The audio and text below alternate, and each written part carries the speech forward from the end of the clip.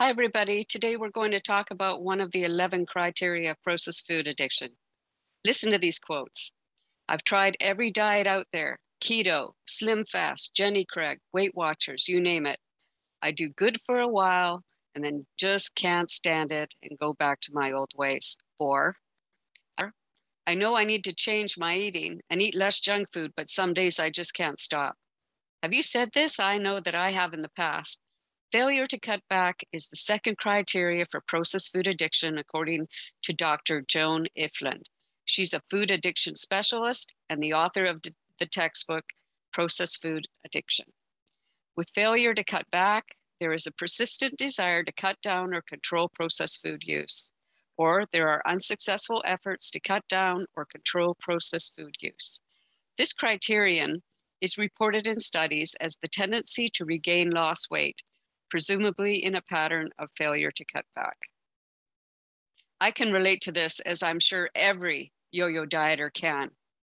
You find a diet that contains small servings of processed food so you don't have that FOMO thing, and you are good for a few months with sheer white knuckle willpower. But finally, you can't take it anymore and you have to buckle, and your weight is back to where you started or even higher. You could take smaller portions of, say, chicken Alfredo or some other high-fat, high-sodium meal.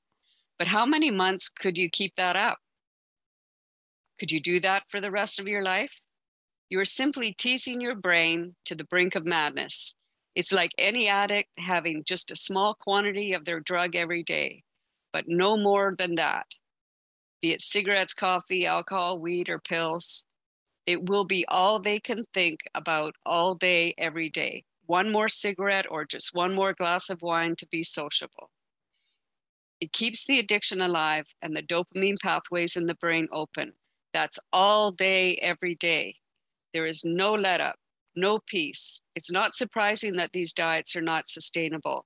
No wonder the moderation method of solving addiction does not work.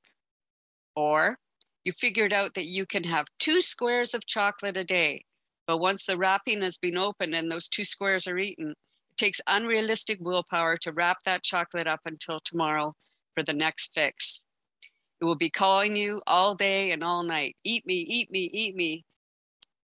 That's no way to live and no way to solve the problem. It takes less than a minute to eat that entire chocolate bar. Does anyone have the willpower to resist it day after day, after week, after month, after year? I don't think so. Processed food addiction is real. I lived like this for years, one diet after another, teasing my brain. I finally solved it.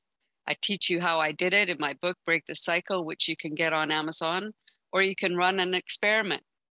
Try my way of eating for 5 days to see if it is for you. It's only 5 days and you have to eat anyway, so why not eat unprocessed food for 5 days and see how you feel? Give yourself the gift this new year. Resolve to get your health and weight in order. You're so worth it.